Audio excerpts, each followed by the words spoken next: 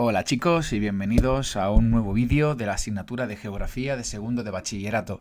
En este caso vamos a comenzar un nuevo tema, el tema número 7, que se llama el sector primario, que comenzará una serie de temas en el que nos centraremos pues, en estudiar los sectores económicos, el primario, el secundario y el terciario. En este primer tema, que como estamos viendo, vamos a estudiar estos 6 primeros puntos, estos 6 puntos del sector primario, como es el primero, sector primario en España, la política agraria común, también llamada PAC. Estos dos primeros puntos son los que vamos a tratar en este vídeo. Y en otros vídeos vamos a tratar los condicionantes de la actividad agraria, los usos y aprovechamientos del espacio rural, concretamente el primero, que es la agricultura, el punto 5, que también estudiaremos los aprovechamientos del espacio rural, en este caso la ganadería y silvicultura. Y para acabar estudiaremos en el punto 6 los paisajes agrarios de España. Como digo, en este vídeo vamos a tratar los dos primeros, el sector primario en España y la política agraria común. Comencemos pues.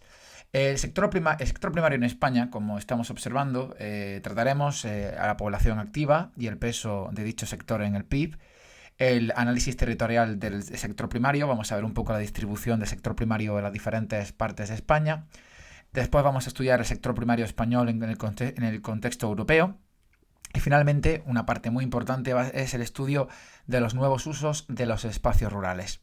Antes de nada, tenemos que saber conceptos básicos y muy importantes previos a comenzar con la teoría pura y dura del sector primario, como es el concepto de espacio rural, espacio agrario y espacio agrícola, ya que son conceptos que pueden se parecerse a algunos, pero que realmente se difieren bastante.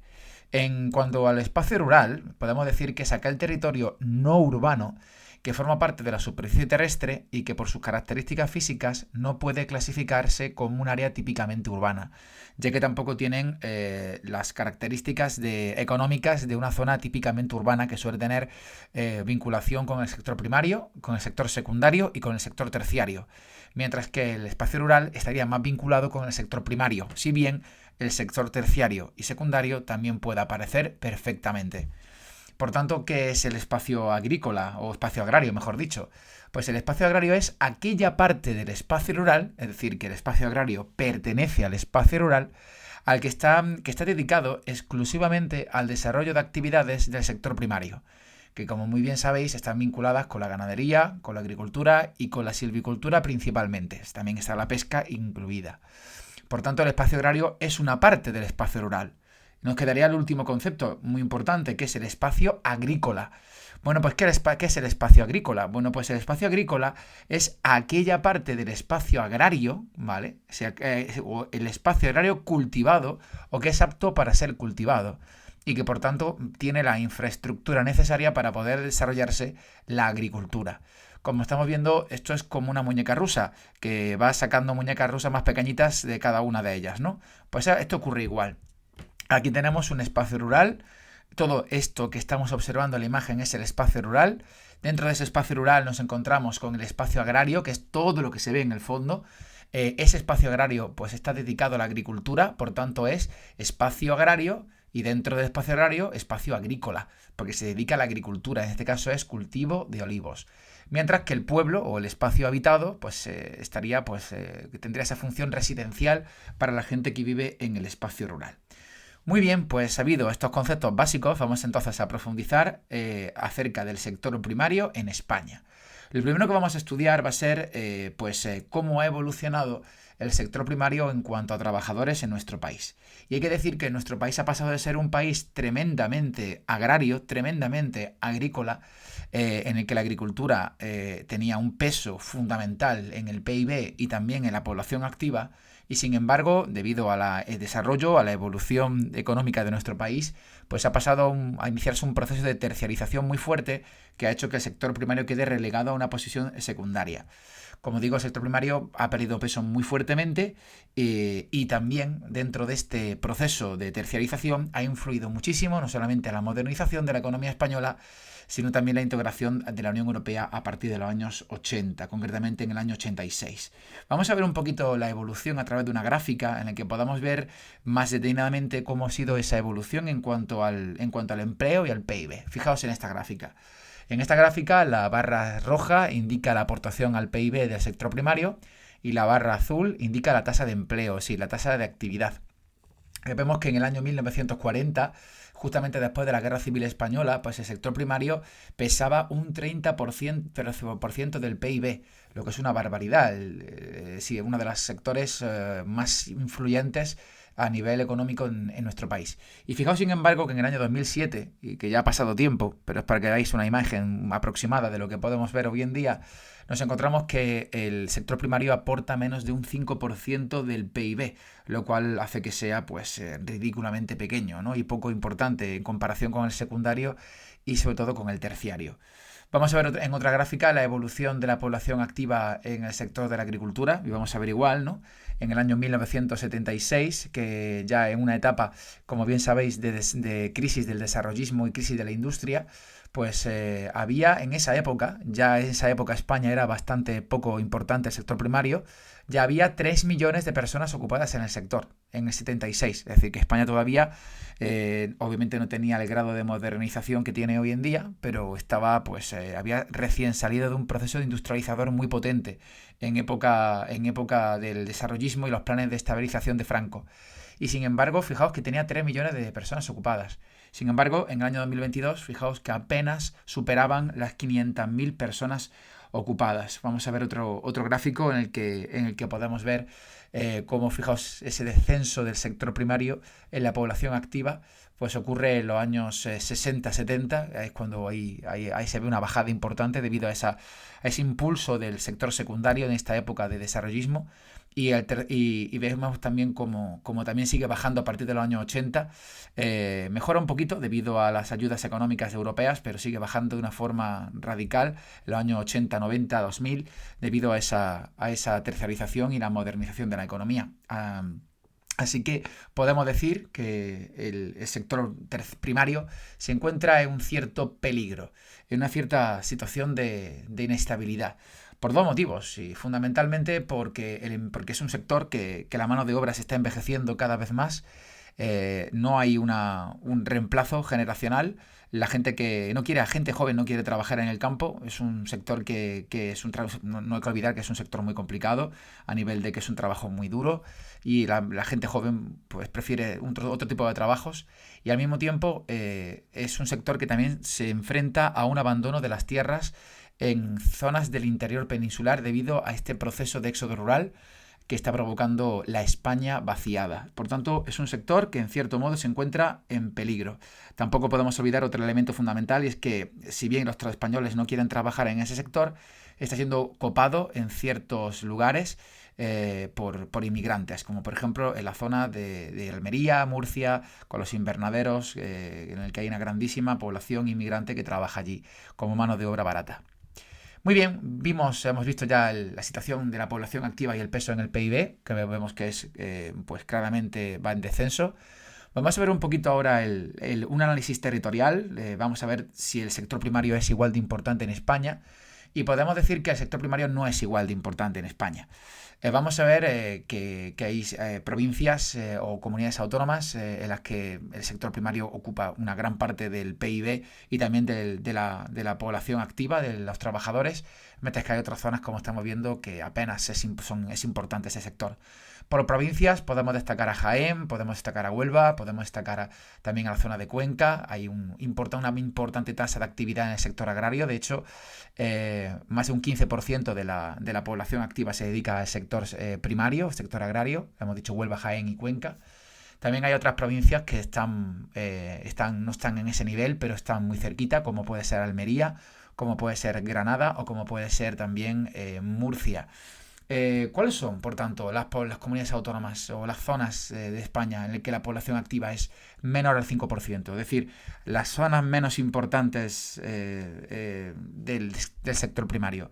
Pues son el Principado de Asturias, como estamos viendo, Cantabria, País Vasco, la Comunidad Foral de Navarra, Cataluña, Comunidad de Madrid y Principado de Asturias. Estas son las zonas donde el sector primario es menos importante de todos. Lo vemos claramente no solamente en los círculos, sino también sobre todo en la leyenda en diferentes colores verdes en cuanto a la tasa de actividad, ¿no? ¿Por qué? ¿Por qué son zonas donde hay tan poca población activa en el sector primario?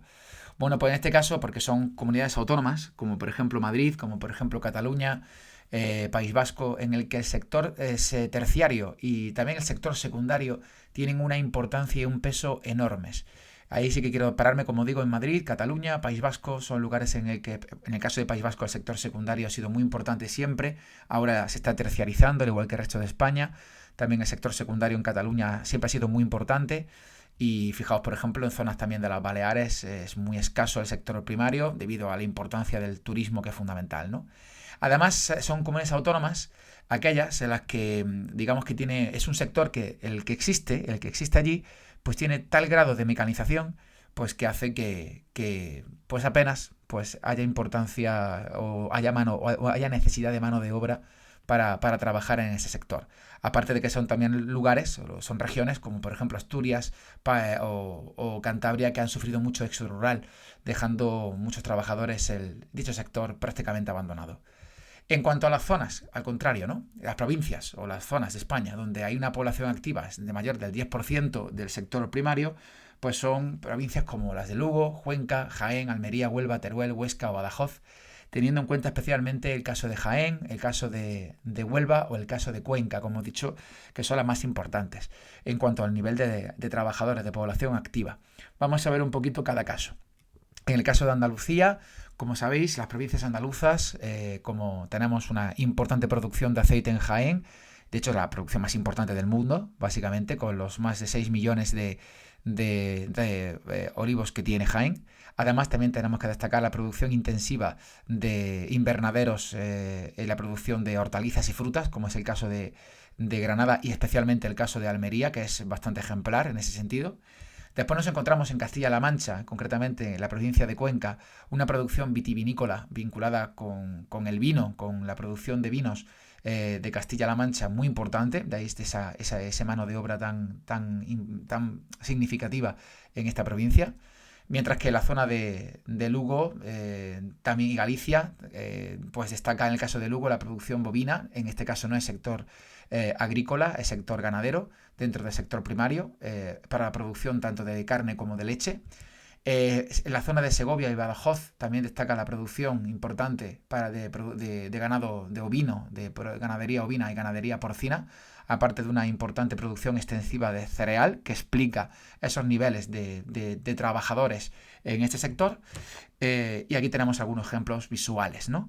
Como los cultivos de olivos para el aceite de Jaén, los invernaderos de Almería que hemos comentado antes, que como nota curiosa se pueden ver desde el espacio. Fijaos esta mancha blanca de invernaderos en la zona del Ejido, una de las zonas más desarrolladas de este tipo de agricultura intensiva de invernaderos. También destacamos la ganadería porcina extensiva de la dehesa de Badajoz o la ganadería ovina extensiva también de la zona de Segovia o de la zona del interior de Castilla, o los campos de cultivo también de cereales de Segovia en Castilla y León, y sin olvidar a los cultivos de uva para la producción de vinos en Castilla-La Mancha, concretamente en Cuenca. Muy bien, pues hemos visto por tanto que en España no tenemos una distribución igualitaria del sector primario. Hay zonas mucho más desarrolladas del sector primario, Andalucía, Castilla-La Mancha, Castilla-León, Extremadura, mientras que zonas un poquito más desarrolladas, como el caso de Cataluña o el caso también de Madrid, tienen una terciarización más fuerte, también País Vasco, mientras que otras zonas como Asturias o Cantabria, pues debido a esta éxodo rural, pues también están dejando el sector primario bastante abandonado. Una práctica que podría caer perfectamente en el examen de EBAU pues sería esta, relacionada con la distribución del sector primario. Fijaos, aquí se está preguntando a las provincias, a las mismas provincias que he dicho yo y las mismas zonas que he dicho yo que tienen una tasa de actividad diferente, superan el 10 o es menor de 5. Sin embargo, yo me quedaría con la última pregunta, que es para mí la más interesante, que es explicar las causas que explican dichas diferencias, indicar las causas que explican esa distribución tan desigual, que ya la he comentado antes previamente, ¿no? Podemos ver el vídeo de antes, un poquito antes, y ver esas causas que, repito, son fundamentales para entender esa distribución. Muy bien, ya hemos visto un poquito el análisis territorial del sector primario. Vamos a pasar ahora a ver el sector primario, pero en el contexto europeo. Hay que decir que el sector primario en Europa tiene o en cuanto al PIB o incluso a la población ocupada en dicho sector, la media europea se encuentra en torno al 3,6%, Es decir, que la media europea, en Europa entera el sector primario es bastante escaso, muy escaso diría yo, en cuanto a trabajadores. Y en el caso de España, pues se encuentra un poquito o ligeramente por encima de la media europea. Se encuentra en un 3,8%. Indicando pues que claramente el sector primario, a pesar de que es mucho menos importante que antes, sigue teniendo un cierto valor. En ese sentido, España es uno de los grandes países exportadores de productos agrícolas y ganaderos, por supuesto, pero fundamentalmente agrícolas, con un saldo positivo en el 2021, es decir, que vendemos más que lo que compramos. Y en ese sentido, la mayor parte de los países a los que nosotros exportamos nuestros productos son de la propia Unión Europea, con el 90% de las exportaciones. El 10% restantes son a otros países como Japón, China o Estados Unidos. De hecho, los países a los que más vendemos son Francia, Alemania e Italia. Ahí se ve en el gráfico claramente. Francia sigue siendo nuestro principal comprador con el 24%, seguido por Alemania con el 19% y con el 15% Italia. Muy seguido también con nuestro vecino Portugal.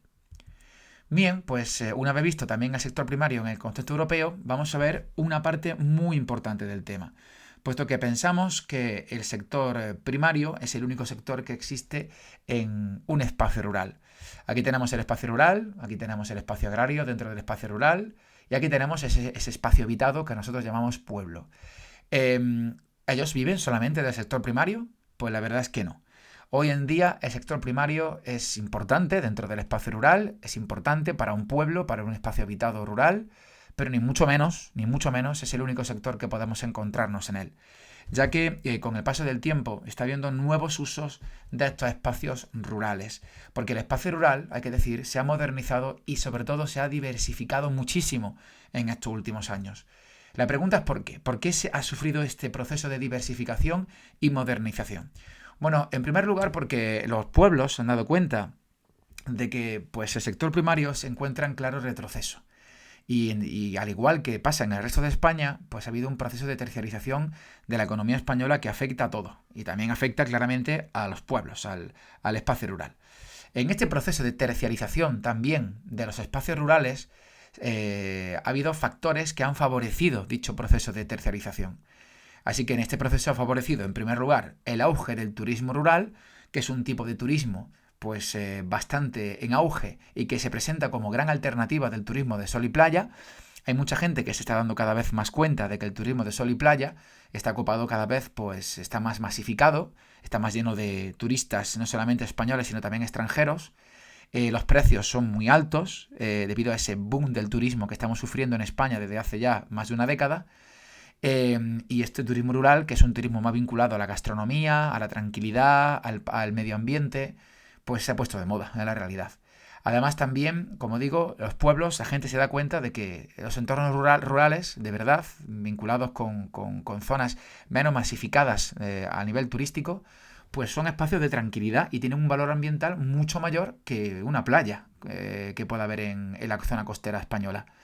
Además, poco a poco, las zonas rurales pues han tenido un acceso bastante malo, como carreteras y caminos no muy adaptados. Sin embargo, gracias a las mejoras de infraestructura que nos ha traído las últimas décadas España, pues ha permitido que los accesos a dichos pueblos, incluso pueblos de sierra, con antiguamente un acceso muy difícil, pues hayan mejorado muchísimo. Y ello, por tanto, ha provocado un aumento del turismo debido a esos mejores accesos.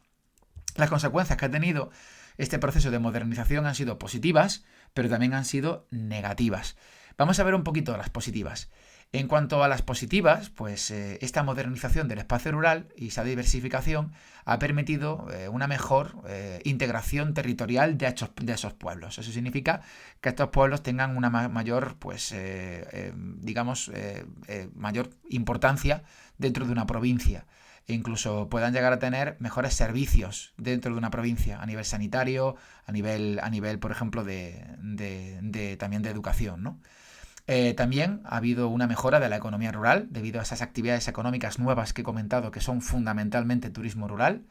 Y además ese turismo rural ha traído consigo la protección de zonas con con bastante valor paisajístico.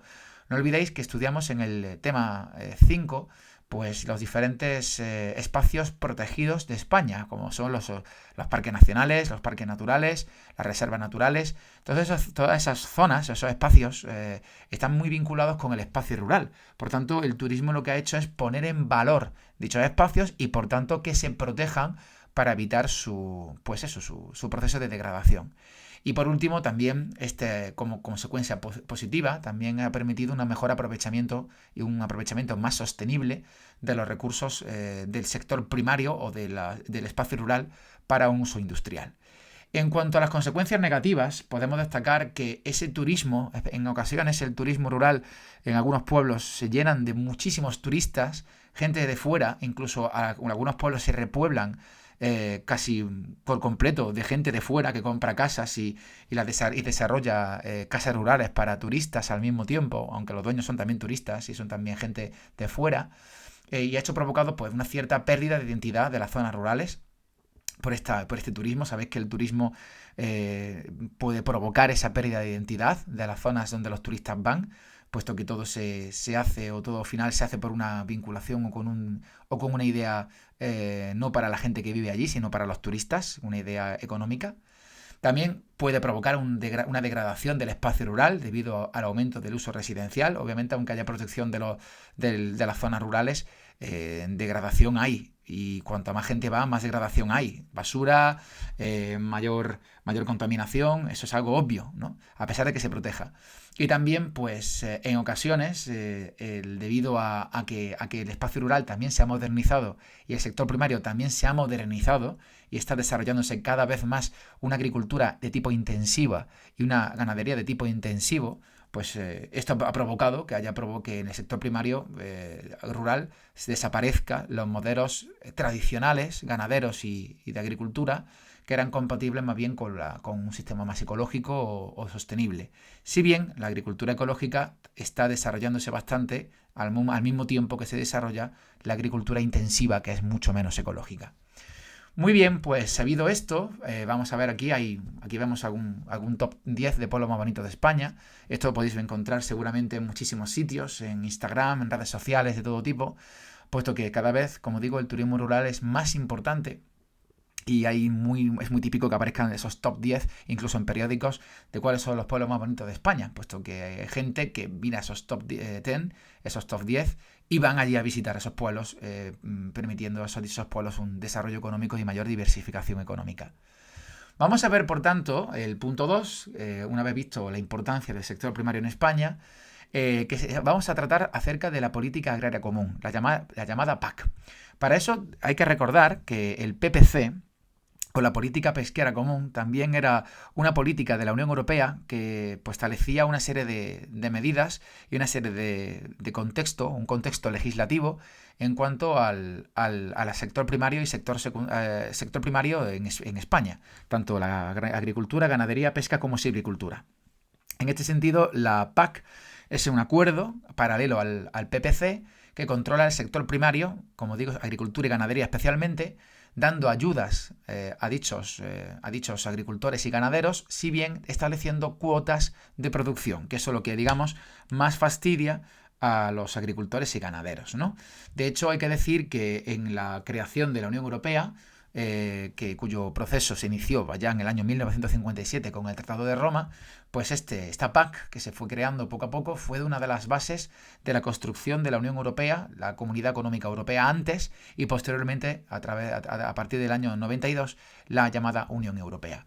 Vamos a ver un poquito, pues, antes de entrar a la PAC, previamente dicha, cuál es la evolución de las políticas agrarias en España, es decir, qué se ha hecho en España a nivel agrario, en cuanto a agricultura especialmente, y después vamos a ver las consecuencias que la PAC ha tenido en España. Para ver un poquito la evolución de las políticas agrarias en España, vamos a ver pues dos fases o dos momentos históricos. Un primer momento que es desde mediados del siglo XIX hasta la entrada de España a la Unión Europea, y otro momento de la entrada de España a la Unión Europea hasta la actualidad. En ese sentido, comenzamos en la primera fase, en verde, y hay que decir que desde mediados del siglo XIX pues, se iniciaron ya procesos con los gobiernos progresistas que hubo durante la etapa de Isabel II, especialmente para intentar hacer una desamortización de las propiedades de la Iglesia y de los ayuntamientos en España. Propiedades que muchas de ellas se encontraban prácticamente sin cultivar, eran terrenos baldíos, y el gobiernos liberales, gobiernos más liberales y progresistas, intentaron desamortizarlas, convertirlas digamos, en nacionalizarlas, para su posterior venta y su mejor explotación, ya que, como digo, no estaban explotadas. Como digo, también al mismo tiempo se pretendía acabar con un problema bastante importante, grave, que era el sistema de propiedad español, que desde la Edad Media estaban muy mal, bastante mal repartidas dichas tierras. Sin embargo, esas desamortizaciones, como la de Mendizábal o de Pascual Madoz, como digo, fueron un fracaso total. En el siglo XX, en los años 50 e incluso antes, de la Segunda República, se intentó realizar reformas agrarias para mejorar dicho reparto de tierras, también fue un fracaso completo. Y durante ya la etapa franquista se intentó también solucionar otro problema que había en la agricultura, especialmente en el sistema de propiedad, que era acabar con el problema de la concentración parcelaria. Al contrario, lo que querían era solucionar el problema de la parcelación hereditaria de la tierra.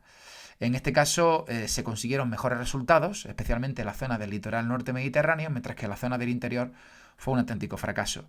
Dicho problema de parcelación estaba provocado por una dispersión de la propiedad que en época de Franco, como digo, se intentó concentrar a través de cambiar una propiedad por otra para intentar concentrar las grandes propiedades, pero, como digo, fue un auténtico fracaso. Todo empezó a cambiar a partir del 86 en el sector primario debido a la entrada de la Unión Europea de España. En esta época se produce, como digo, la integración, y eso supuso la aparición de la PAC. La PAC tenía como principal objetivo en España y en toda Europa ayudar a modernizar el sector primario en España y también al mismo tiempo asegurar el suministro de productos agrarios a Europa. Sin embargo, la PAC ha tenido muchísimas ayudas económicas, ha traído muchas ayudas económicas a los productores, pero también ha traído muchísimos problemas a la hora de que la PAC ha fomentado la producción de unos productos concretos en España, como las hortalizas o las frutas, frente a otros productos más excedentarios, como el aceite, como el cereal o como la vid, que han sufrido han sufrido las cuotas que, como he dicho antes, establece dicha PAC. En la actualidad, ¿cómo se encuentra España? Bueno, pues en la actualidad España está centrándose, o la PAC se está centrando en ayudas económicas a los productores de ganadería y agricultura, y también esas ayudas económicas, esos fondos, también se intentan evitar al mismo tiempo el despoblamiento de zonas rurales, que, como bien sabéis, está causando este éxodo rural que está provocando la España vaciada del interior peninsular. Sin embargo, hay que decir que estas ayudas económicas de la PAC varían mucho en función de la superficie de explotación y la adecuación a las normativas ecológicas. Es decir, que reciben más ayudas quien más superficie tengan, y también reciben más ayudas quien más desarrolle una agricultura vinculada con principios sostenibles y ecológicos. Bien, pues aquí tenemos a Pascual Madoz, como he dicho antes, y Mendizábal, que serían los autores de estas desamortizaciones. Y aquí en este mapa de aquí, antes de pasar a la PAC y las consecuencias de la PAC, es un mapa muy importante. Pues es un mapa en el que aparecen los diferentes tipos de propiedad en España, y podemos observar cómo hay una importante concentración de la gran propiedad, también llamado latifundios, en las zonas de la mitad sur peninsular, a excepción de la zona que se ve en verde, que hay una abundancia de mediana propiedad. Y también a excepción de la mitad norte, especialmente la zona de la cornisa cantábrica y el norte de León, en el que aparece una pequeña propiedad o minifundio. ¿A qué se debe esto? Bueno, lo veremos más adelante en otros puntos, pero se debe básicamente, entre otros motivos, al proceso de reconquista que sufrió la península ibérica y de repoblación allá durante la Edad Media, ya que durante la Edad Media las primeras repoblaciones libres que ocurrieron en los primeros siglos de la Reconquista no estaban vinculadas o no estaban relacionadas con esta institución del mayorazgo que tenía la nobleza y que no permitía la enajenación de las propiedades y la división hereditaria. Por eso, como al no estar vinculada con esta zona que se ve en rosa, pues la herencia fueron dividiendo las propiedades en minifundios y en pequeñas propiedades. Sin embargo, en la zona que se ve en verde, que sufrió lo que se conoce como repoblación señorial, se quedaron prácticamente casi todas las tierras conquistadas en esta fase última de la repoblación y reconquista, se le quedaron los que participaron en dicha reconquista, que eran fundamentalmente de clase noble. Por tanto, sí que sí que sufrieron una mayor influencia del mayorazgo y por tanto una menor división hereditaria. Mientras que las zonas que se ven en verde abajo, las zonas de Almería o las zonas de Granada, pues se ven en verde con mediana propiedad debido a que no se vieron afectadas por la repoblación señorial al encontrarse dentro del reino de Granada, que no terminó de reconquistarse hasta mucho tiempo después.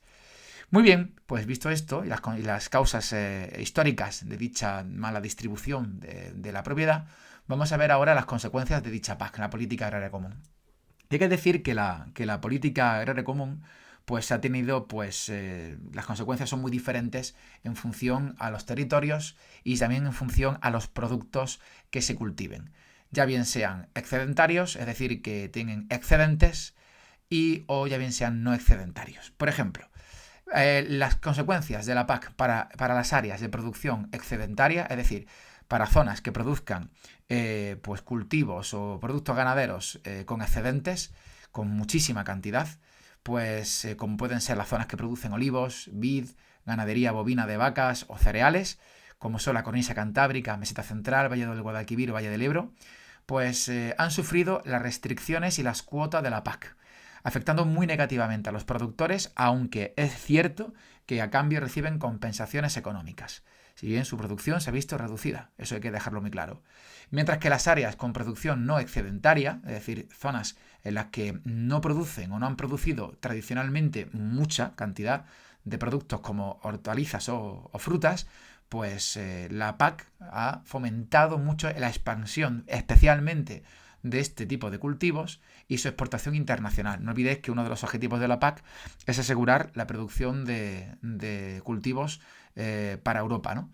Entonces eso ha afectado muy positivamente, estas ayudas de la PAC y este fomento de la PAC a nivel económico de este tipo de cultivos ha afectado muy positivamente a algunas regiones de España, especialmente la del litoral mediterráneo. De ahí el gran desarrollo de invernaderos en la zona de Almería, en la zona de Granada o en la zona de Murcia. Como digo, vinculado a una agricultura intensiva y también al trabajo de inmigrantes especialmente en dichos invernaderos. Muy bien, chicos, pues con esto hemos acabado el primer punto y el segundo punto en el que hemos estudiado, como digo, la importancia del sector primero en España y la política agraria común. En el siguiente punto estudiaremos los factores condicionantes de la actividad agraria, un punto muy sencillo en el que vamos a recordar ciertos elementos estudiados en la parte de geografía física como clima, relieve o altitud. Hasta entonces, chicos, nos vemos en el siguiente vídeo. Hasta luego.